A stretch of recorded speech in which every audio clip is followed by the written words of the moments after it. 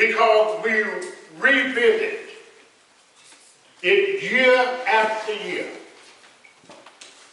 at Christmas time. One would think that we ought to know by now all there is to be known about this familiar story. But according to one writer, and I quote, the story seems so familiar, but occasionally we discover that we do not really know it as well as we thought, unquote. Beloved, the story is so familiar that it is said that one man challenged his preacher for preaching on the same subject over and over again.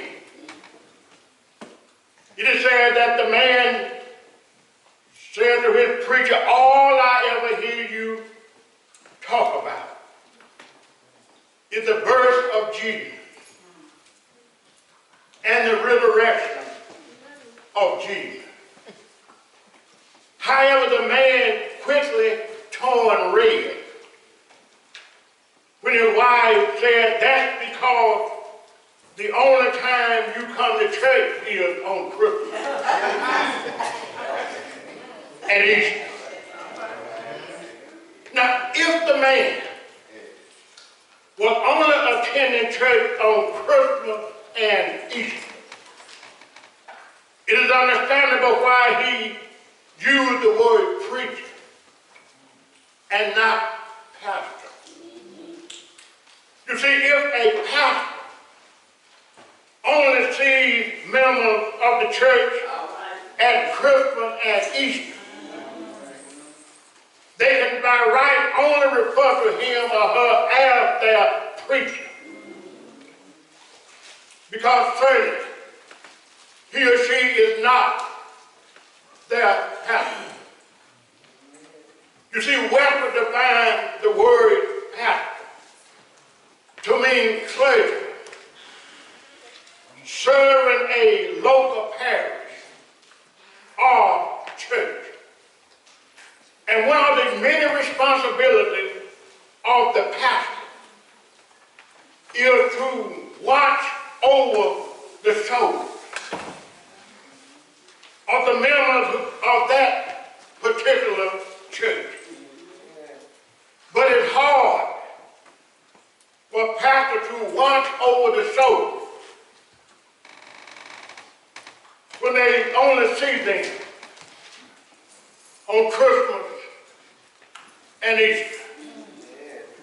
Now, I'm glad that we don't have anyone here who fit that group. So I'm going to move on from that. Yes, the Christian story, or the Christmas story, is a familiar story. But it is also an important story. It's important because it's important for us to remind ourselves of the significance of Jesus' birth and its implication for today's confused world. Well, church, I don't know whether you know it or not, but our world is confused today. Amen. But if men and women everywhere would live out the true meaning of this familiar story, we could have peace and joy in the world today. Not only did Jesus come into the world that we might have peace and joy. He came also to be a Savior for all people. And this is seen in the biblical text that was read in our hearing today. The text for today is taken from the gospel as recorded by St. Luke. And I have you to know that one of the unique characteristics of Luke's gospel is his interest in common people and those whom society regards as outcasts. For the record's sake, we know that Luke was a physician or a doctor by trade. And I don't know, but just maybe that has something to do with the love and concern that he had for a society regarded as outcasts. You see, only Luke mentioned in his gospel the parable of the Good Samaritan. In Luke chapter 10, verses 25 through 37. Only Luke mentioned in his gospel the parable of the prodigal son. In Luke chapter 15, verses 11 through 32. Only Luke tells the story of the rich man and Lazarus the beggar. In Luke 16, verses 19 through 31. Only Luke tells about the cleansing of the 10 lepers. In Luke chapter 17, verses 11 through 19. Only Luke tells about Jesus meeting with the despised tax collector Zacchaeus. In Luke 19, verses 1 through 10. And Luke is the only account that includes the visit of the shepherd near Bethlehem. This may be because he was a Gentile writer and was concerned about ordinary people. But the good news is Luke was not the only one who was concerned about common people. We see also that God was concerned and is concerned about common people. Amen. Because the angelic announcement of his son's birth was first made to some common people.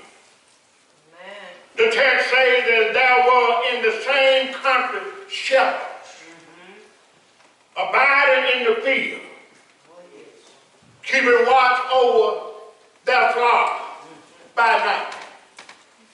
And lo, the angel of the Lord came upon them. And the glory of the Lord shone round about them.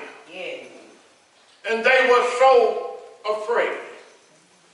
And the angel said unto them, fear not, for I bring you great joy, a good tidings, which shall be to all people.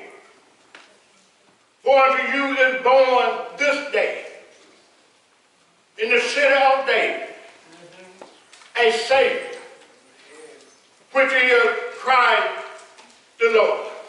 Yeah.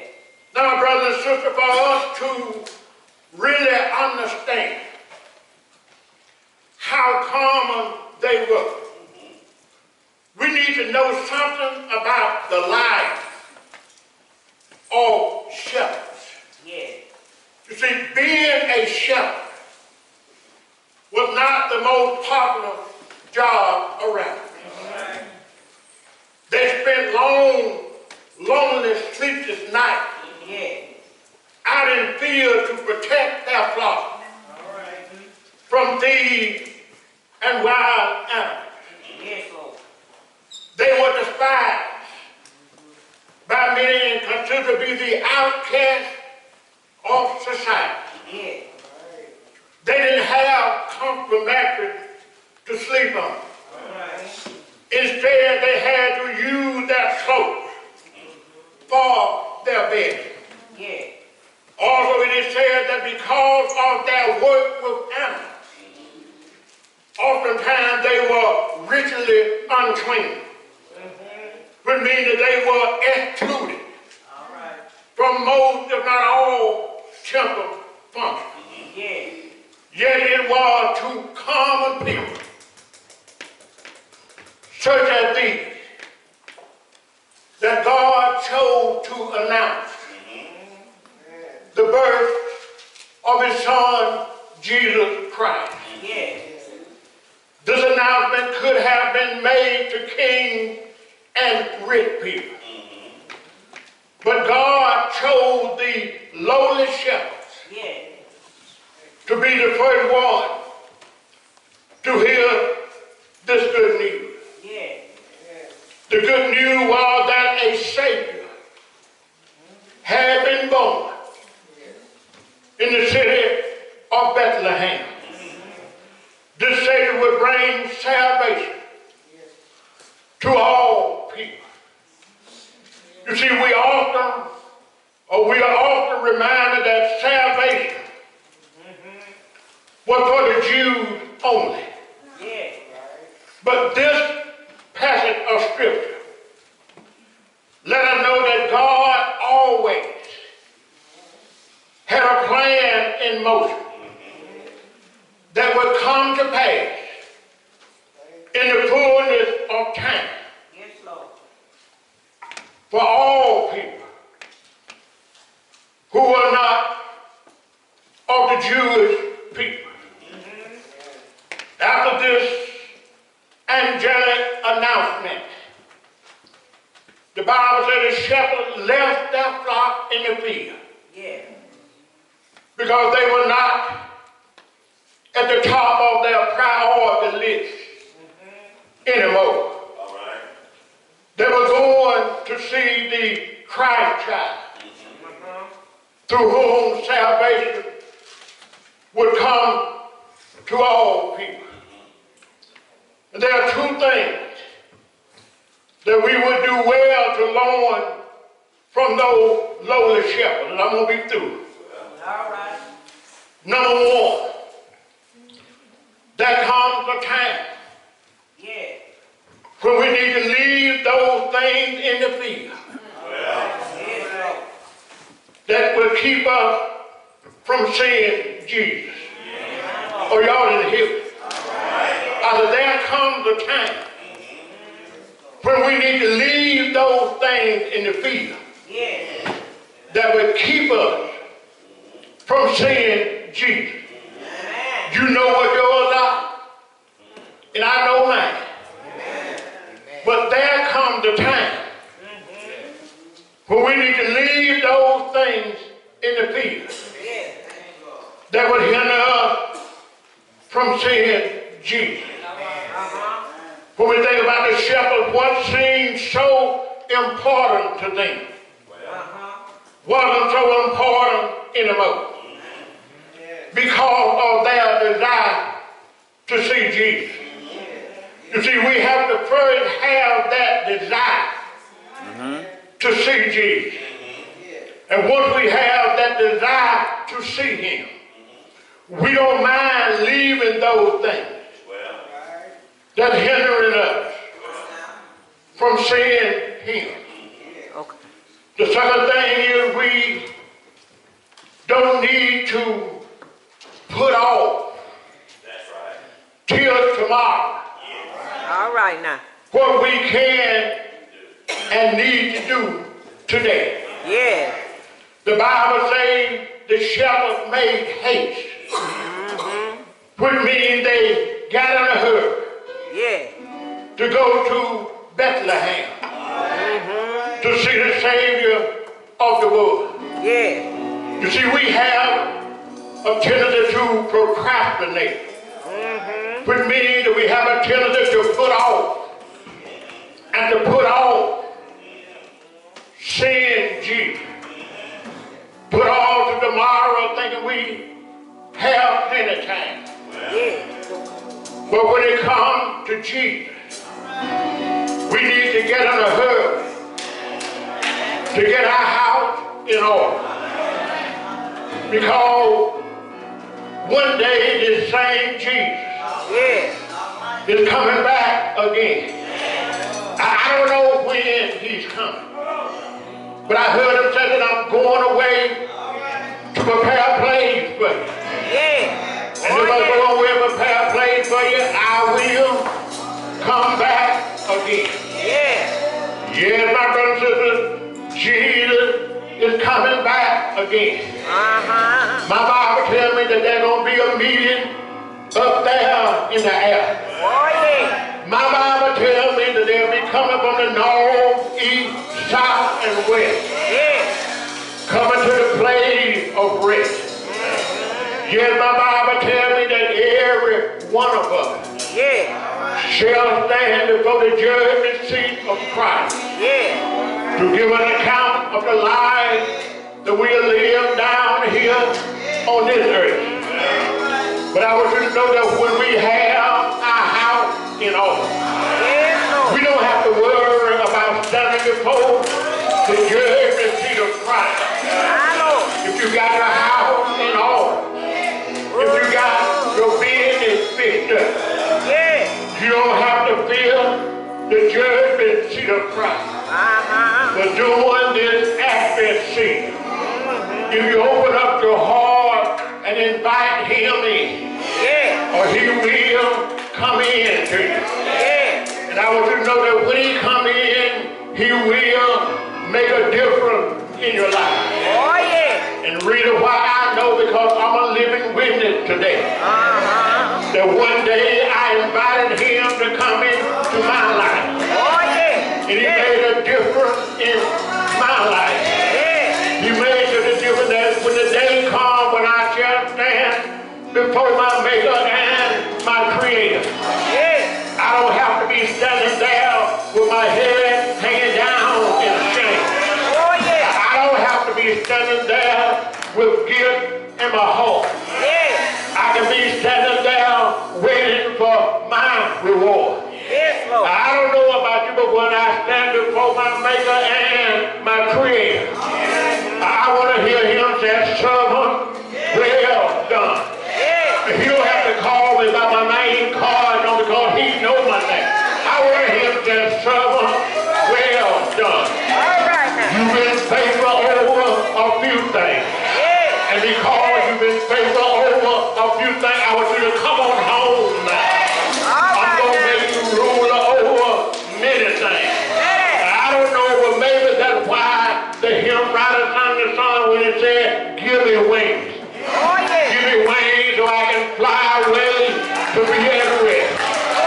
Or whichever one of these old glad mornings. I don't know when, but I'm going to use my wings to fly away. To meet Jesus up there in yonder sky. I'm talking about the Jesus that he's the stone that the builders rejected. I'm talking about Jesus who Solomon called him my rose of Sharon. Solomon called him my lily of the valley. John called him my bright and morning star. I'm talking about the Jesus who's coming back again. And I want you to know that he's not coming back for Reuben Chapel, but he's coming back for his church. He's coming back for all those saints who have washed their robes and made them white in the blood of the Lamb. Every day I'm sending up my temple. Every day I'm just washing my robe. Because I know one day he's coming back again. My Bible tells me that when he comes in the air, the Bible says he's coming from the east. The Bible says every eye shall see him. Even the one who pierced him in his side. They're going to see Jesus coming back for his church. And I'm just glad to be a part of that church. Because on this Christmas moment, the Savior was born for not a few people, but all people. A Savior for all people. We're born on Christmas morning. That's why Christmas is not just an ordinary day. Sometimes people send their cards and they, instead of using the word Christmas, they use Xmas. When you use X, you take Christ out of Christmas. A Savior for all people. If you're here today, if you don't have this Savior in your life, you're just a walking time bomb. One day he's coming back. If you don't have your house in order, you're not going to have time to get it in order. Jesus said, be ready. He didn't say for us to be getting ready. He said, be ready. For you know not the day or the hour that I'm coming. He said, but I'm coming. You ought to have your house in order. You ought to be ready and wait. Have your clothes on. And I'm not talking about your physical clothes. I'm talking about your spiritual clothes. We ought to be clothed in righteousness. Waiting for his return. And when he comes, you will have to be afraid to stand before him. Because you will already have your mention of his glory. All you got to do is just claim it. I would wonder when they were going to sing this song. Amen. You're here today. You ought to come today as the choir sings this song. Come on, choir.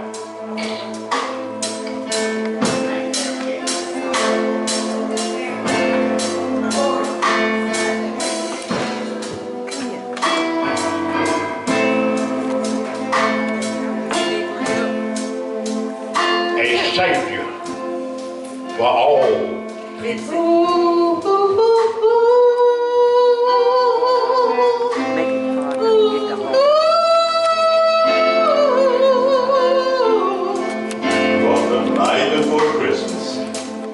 All through the house, not a creature was stirring, not even a mouse. In my mind,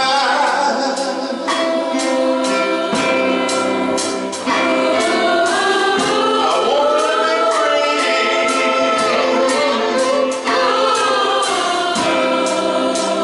for all of my friends.